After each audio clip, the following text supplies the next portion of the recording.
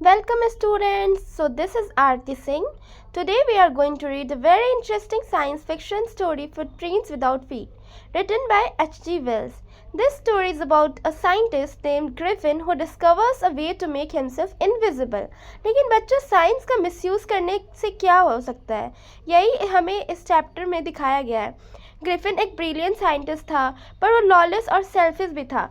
अपने एक्सपेरिमेंट्स के जरिए उसने अपने आप को इनविजिबल कर लिया, लेकिन उसने इस पावर का यूज़ दूसरों की मदद करने की बजाय चोरी, तोड़फोड़ और अपनी पर्सनल फ़ायदे के लिए किया। So this chapter is only about science but also teaches us a lesson. Power without morality can destroy a person's life. अब चलो स्टोरी स्टार्ट करते हैं from the very first scene, जब लंदन के स्ट्रीट्स पर दो छोटे लड़के नए नए फुटप्रिंट्स देखकर हैरान हो जाते हैं। The two boys started in surprise at fresh muddy imprints of a pair of bare feet. What was a barefooted man doing on the steps of a house in the middle of London, and where was the man? दो छोटे लड़के हैरान हो गए जब उन्होंने London की गलियों में नंगे पाँव के गंदे फुटप्रिंट्स देखे। उनके दिमाग में सवाल आया, बिना जूतों कपड़े वाला आदमी यहाँ कैसे, और वो आदमी कहाँ गया? As they gazed, a remarkable sight met their eye. A fresh footmark appeared from nowhere. जब वो लड़के देख ही रहे थे, उनकी आंखों के सामने एक नया फुटप्रिंट्स हवा से बन गया। ये उनके लिए एकदम अजीब और चमत्कारी दृश्य था। Further footprints followed one after another, descending the footsteps and progressing down the street. The boys followed, fascinated, until the muddy impressions became fainter and fainter and at last disappeared altogether.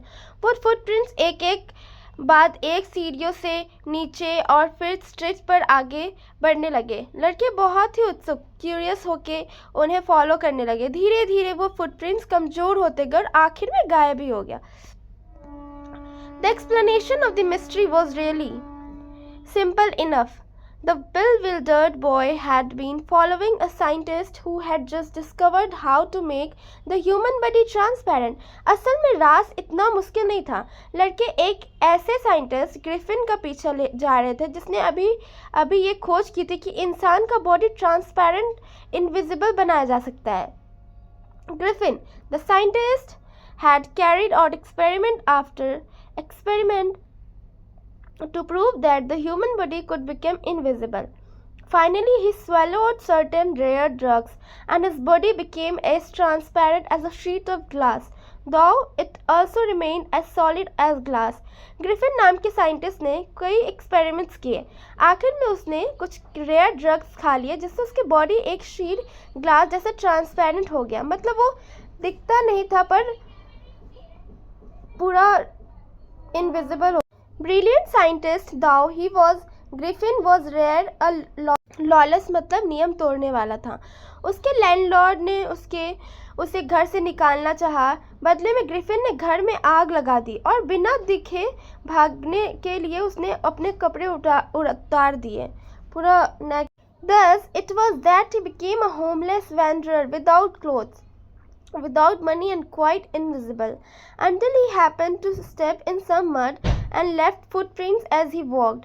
इस तरह Griffin एक homeless और invisible wanderer बन गया। न कपड़े, न पैसे, न घर। सिर्फ जब वो किसी कीचड़ पर चलता तो उसके नंगे पाँव के फुटप्रिंट्स दिख जाते हैं। सो ग्रिफिन की इनविजिबिलिटी के एक तरह का साइंटिफिक अचीवमेंट था, लेकिन उसका मिसयूज़ उसे एक लॉलेस होमलेस वैंडरर बना देता है। He escaped easily enough from the boys who followed his footprints in London, but his adventures were by now no means over. London के लड़कों से वो आसानी से बच गया और जो उसके फुटप्रिंट्स फॉलो कर रहे थे, लेकिन उसकी मुश्किलें अभी ख़त्म नहीं हुई थी। नए एडवेंचर्स उसका वेट कर रहे थे। He had chosen a bad time of the year to wander about London without clothes.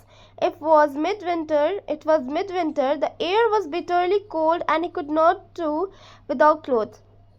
Griffin ने गलत समय चूज कर लिया था। ये मिड विंटर थी, तीखी सर्दियों का समय था और बिना कपड़ों के लंदन की ठंड में घूमना मुश्किल था।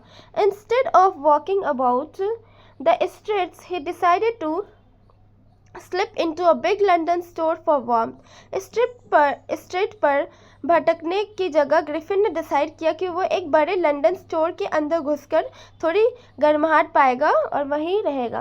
Closing time arrived and as soon as the doors were shut, Griffin was able to give himself the pleasure of clothing and feeding himself without regard to expense.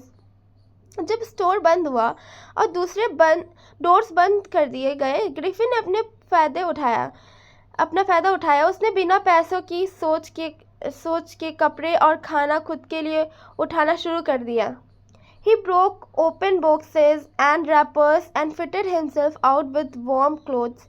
Soon, with shoes, an overcoat, and a wide-brimmed hat, he became a fully dressed and visible person. Griffin ने boxes तोड़कर नए कपड़े पहने। जल्दी ही उसने shoes, एक गर्म coat और वाइड ब्रिम हैट पहन लिया। अब वो एकदम विजिबल नॉर्मल आदमी लगने लगा। In the kitchen of the restaurants, he found cold meat and coffee, and he followed up the meal with sweets and wine taken from the grocery store. Store के जो रेस्टोरेंट में उसको cold meat और coffee मिली। फिर उसने grocery section से sweets और वाइन भी ले ली।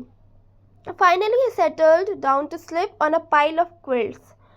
फिर पेट बाहर क्या हुआ ना, खाना वाना खा लिया था तो पेट भर गया था। पेट भर के और कपड़े पहन के उसने क्विल्ट्स का एक बड़ा पाइल बनाया और वहीं पे सो गया। If only Griffin had managed to wake up in good time, all might have been well. As it was, he did not wake up until the assistance was already arriving next morning. अगर Griffin सही time पर उठ जाता तो सब ठीक रहता, लेकिन वो लेट उठा। तब तक स्टोर के असिस्टेंट्स अगले दिन सुबह आ चुके थे। इस पैसेज में हमें दिखाई देता है कि ग्रिफिन अपने इनविजिबिलिटी का गलत फ़ायदा उठाकर लूट और चोरी जैसे काम करता है। साइंटिस्ट होते हुए भी उसका कैरेक्टर सेल्फिश और लॉलेस है। Approaching, he panicked and began to run. They naturally gave chase. In the end, he was able to escape only by quickly taking off his newly found clothes. So once more he found himself invisible but naked in the chill January air. जब assistants उसके पास आए तो Griffin घबरा गया और भागना शुरू कर दिया। वो लोग उसके पीछे ढूंढने लगे। आखिर में ग्रिफिन ने अपने नए कपड़े तुरंत उतार दिए और दोबारा वो इनविजिबल हो गया। पर नंगा और ठंडी जनवरी की हवा में अकेले था, वो पूरा अकेले घूम रहा है। This time he decided to try the stock of theatrical company in the hope of finding not only clothes but also something that would hide the empty space above his shoulders. इस बार Griffin एक theatre company के store में गया जहां उसके कपड़े ही नहीं बल्कि ऐसे सामान भी मिल सकते थे जो उसके सर के ऊपर का खाली स्पेस मतलब इनविजिबल फेस को ढक सके। Shivering with cold, he hurried to Drury Lane, the center of theatre world. सर्दी से कांपते हुए वो लंदन के थिएटर हब ड्यूरी लैंड की तरफ दौड़ा। He soon found a suitable shop. He made his way invisible upstairs and came out a little later, wearing bandages round his forehead, dark glasses, false nose, big bushy side whiskers and a large hat. उसने एक बहुत ही suitable shop ढूंढ ली और बिना दिखे अंदर घुस गया। थोड़ी देर बाद वो बाहर निकला। सर पर बैंडेजेस, आंखों पर डार्क ग्लासेस, नकली नाक, सब कुछ था। तो Griffin came out in a completely disguised appearance.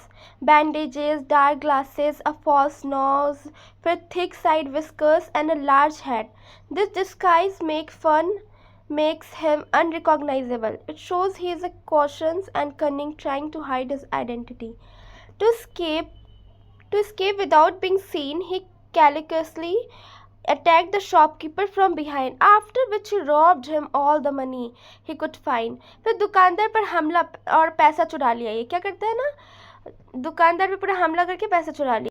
Eager to get away from crowded London, he took a train to the village of Epping, where he booked 2 rooms at the local inn.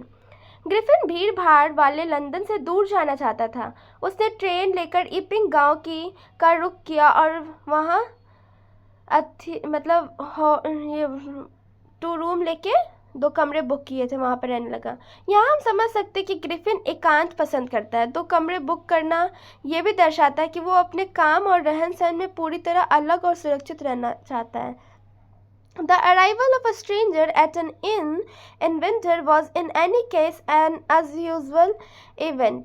सर्दियों में किसी अजनबी का किसी inn में आना सामान्य बात नहीं थी। यहाँ लेखक हमें बताना चाहते कि अजनबी का आगमन लोगों का ध्यान खींचेगा।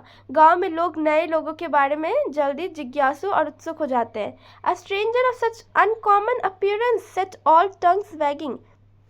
एक अजनबी जो असामान्य दिखता है उसकी चर्चा पूरे गांव में होने लगी। सेट ऑल टंग्स वैगिंग मतलब सब लोग उस अजनबी की बातें करने लगे।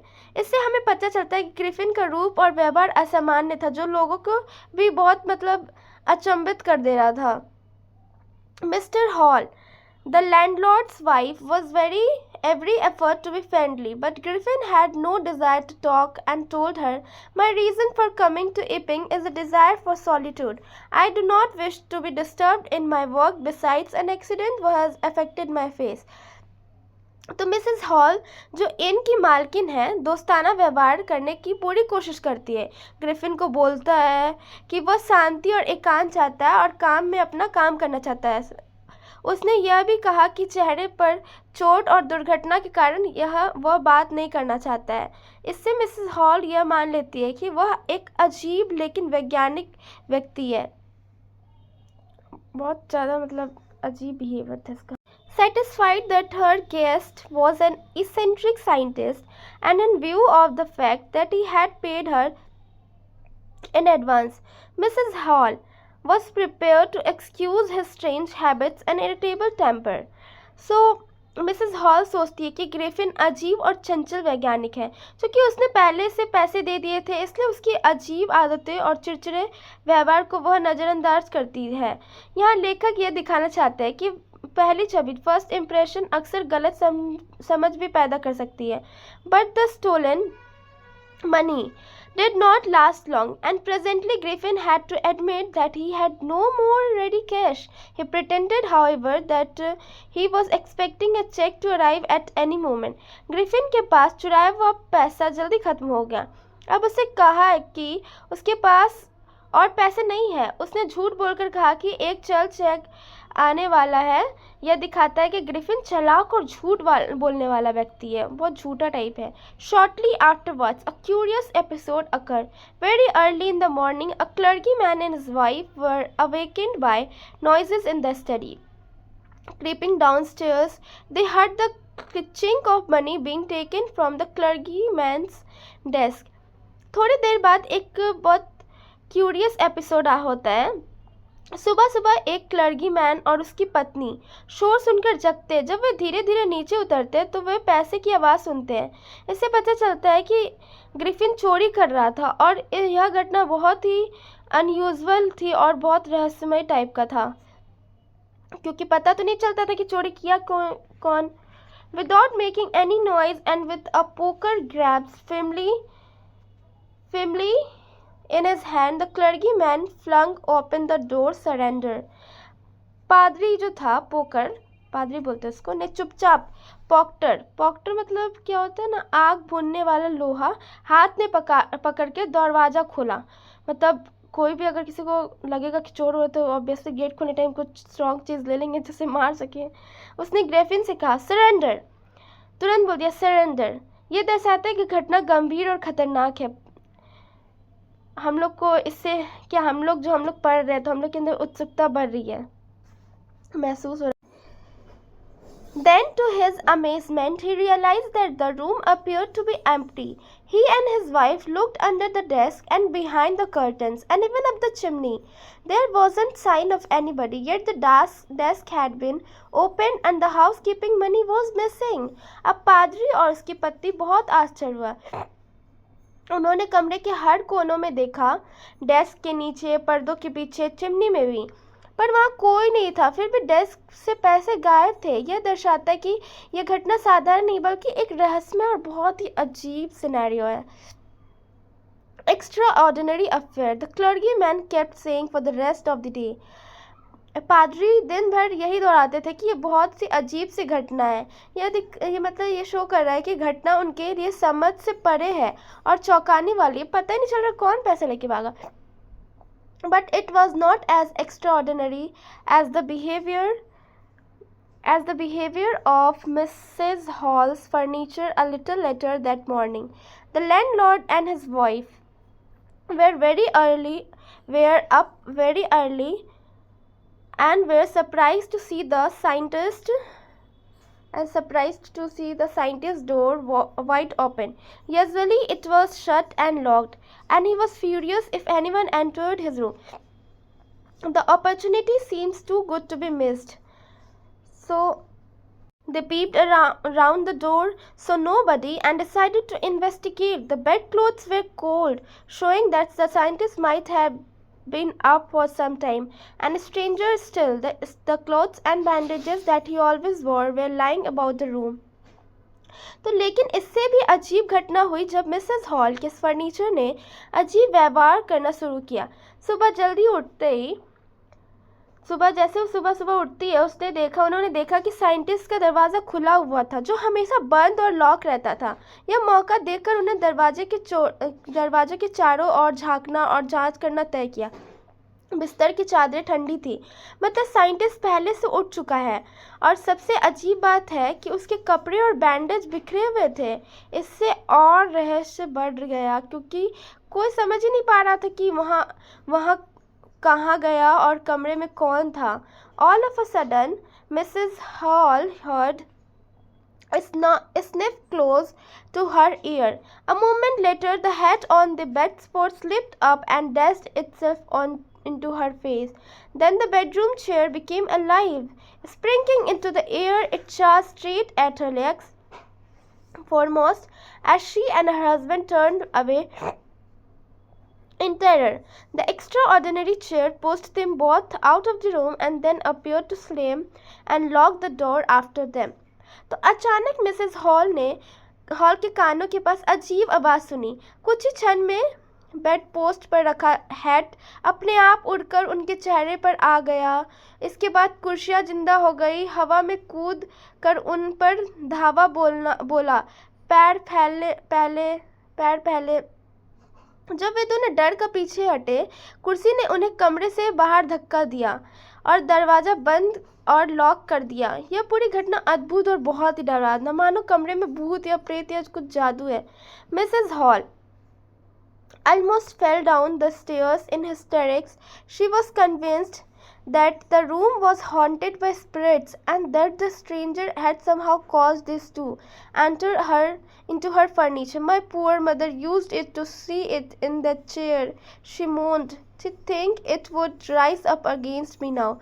मिसेस हॉल डर के सीढ़ियाँ से गिरने ही वाली थी। उसे लगा कि कमरा भूतों से भरा हुआ है और ग्रिफिन ने किसी तरह फर्नीचर में उन्हें प्रवेश कराया है।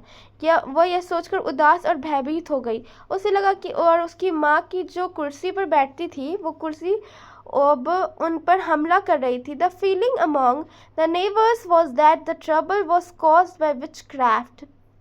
But witchcraft or not, when news of the burglary at the clergyman's homes became known, the strange scientist was strongly suspected of having had a hand in it. Suspicion grew even stronger when he suddenly produced some ready cash, though he had admitted not long before that he had no money. पर ये इसी सोचते थे कि यह जादू टोना या विच क्राफ्ट का काम है। जादू टोना, विच क्राफ्ट मतलब जादू टोना। लेकिन चाहे जादू हो या ना हो, पादरी के घर चोरी की खबर फैलती ग्रिफिन पर शक बढ़ गया। शक तब और गहरा हो गया जब उसे अचानक तैयार पैसे दिखाई दिए, जबकि पहले उसने कहा था कि उसके पास तो पैसे ही नहीं है। The village constable was secretly sent for instead of waiting for the constable Mrs. Hall went to the scientist who had somehow mysteriously appeared from his empty bedroom. I want to know what you have been doing to my chair upstairs, she demanded, and I want to know how it is you came out of an empty room and how you entered a locked room. गांव के constable को गुप्त रूप से बुलाया गया। Mrs hall ने constable का इंतजार किए बिना सीधे ग्रिफिन से सवाल किया। ग्रिफिन रहस्यमय रूप से अपने खाली कमरे से अचानक कैसे आ जा रहा है? मिसेस हॉल ने सख्ती से पूछा। तुमने मेरी कुर्सी के साथ क्या किया है? बताओ, तुमने मेरी कुर्सी के साथ क्या किया? तुम खाली कमरे में कैसे निकले और बंद कमरे में कैसे गए? सब बताओ हमको। तो इतना तो में क्या हो रहा है ना कि ये पूरा सीन बहुत ही रहस्यमय और बहुत ही रहस्यमय है। ग्रिफिन का अदृश्य होना, इनविजिबल होना, फर्नीचर का अजीब व्यवहार कहानी को सस्पेंस और बहुत ही जादुई जैसा बना रहा है। मिसेस हॉल और गांव वाले साधारण विज्ञान को समझ नहीं पा रहे, इसलिए उन्हें भूत प्रेत या जादू की शक लगता है। ग्रिफिन का इनविजिबल और चोरी उसकी साइंटिस्ट और चालाक प्रवृत्ति को दिखा रहा है। The scientist was always quick-tempered. Now he became furious. You don't understand who or what I am, he shouted. Very well, I will show you. Scientist Griffin हमेशा गुस्सा वाला आदमी था और अब वो और भी फ्यूरियस हो गया। उसने चिल्लाकर कहा, तुम्हें पता नहीं है कि मैं कौन हूँ और यहाँ क्या हूँ? ठीक है, अब मैं तुम्हें दिखाता हूँ मैं क्या हूँ। Suddenly he threw off bandages, whiskers, spectacles and even nose. It took him only a minute to do this. The horrified people in the bar found themselves staring at a headless man. उसने तुरंत अपनी bandages, नकली दाढ़ी, मूंछ, spectacles और नकली नाक उतार दी। सिर्फ 1 मिनट में सब हट गया और बार में बैठे लोग डर से देख रहे थे कि उनके सामने एक आदमी बिना सिर के खड़ा था। Mr. Zaffers, the constable now arrived and was quite surprised to find that he had to arrest a man without head. तभी कांस्टेबल मिस्टर जाफर आ गए। वो हैरान हो गए देखकर कि उनके एक हेडलेस मैन को अरेस्ट करना है। But Zaffers was not easily prevented from doing his duty. If a magistrate's warrant ordered a person's arrest, then that person had to be arrested, with or without his head. लेकिन जाफर्स अपनी duty से पीछे नहीं हटते। उसने सोचा कि अगर वारंट है अरेस्ट का तो बंदा अरेस्ट होगा, चाहे उसका सिर हो या ना। There followed a remarkable scene as the policemen tried to get hold of a man who was becoming more and more invisible as he threw off one garment after another. फिर एक अजीब सीन हुआ। Constable उस आदमी को पकड़ने की कोशिश कर रहा था जो अपने कपड़े एक एक करके उतारे जा रहा था और ज़्यादा इनविजिबल होते जा रहा था। Finally a shot flew into the air and the constable found himself struggling with someone he could not see at all. आखिर में उसका शर्ट भी हवा में उड़ गया और कांस्टेबल मिस्टर जाफर को खुद को एक ऐसे आदमी से हो पाया जिसे वो बिल्कुल देख ही नहीं सकता। इस सीन में दिखाया गया कि ग्रिफिन अपनी इनविजिबिलिटी का मिसयूज़ करता है। विलेजर्स और कांस्टेबल के लिए एक शॉकिंग और टेरिफाइंग एक्सपीरियंस है। So next, some people tried to help him but found themselves hit by blows that seemed to be came from nowhere. कुछ लोग कांस्टेबल जाफर्स की हेल्प करने के लिए आए, लेकिन उन्हें ऐसे थप्पड़ गुस्से खाने पड़े जो कहीं से आ रहा था पर दिखाई नहीं दे रहा था। मतलब ग्रिफिन उन्हें मार रहा था इनविजिबल होकर। In the end, Jaffers was knocked unconscious as he made a last attempt to hold on to the unseen scientist. फिर आखिरी कोशिश में कांस्टेबल मिस्टर जाफर ने इनविजिबल साइंटिस्ट को पकड़ने की ट्राई की, लेकिन ग्रिफिन ने उसको इतना ज़ोर से मारा कि वो बेहोशी हो गया। There were nervous, excited cries of "Hold him!" But this was easier and said than done. लोग चिल्लाने लगे, पकड़ो पकड़ो उसे, लेकिन इनविजिबल आदमी को पकड़ना सिर्फ कहने की बात थी, करना बहुत मुश्किल था। Griffin had taken himself free and no one knew where to lay hands on him. Griffin अपने आप को सबसे चुरा कर आज़ाद हो गया और अब कोई नहीं जानता था कि उसने कहाँ और किसको पकड़ा जाए। ये एंडिंग दिखाता है कि ग्रिफिन अपनी साइंटिफिक डिस्कवरी इनविजिबिलिटी का यूज़ गलत तरीके से करता है। उसकी सेल्फिशनेस और लॉलेस नेचर की वजह से वो एक डेंजरस क्रिमिनल बन जाता है जिसे लोग पकड़ नहीं पाते हैं। So thank you.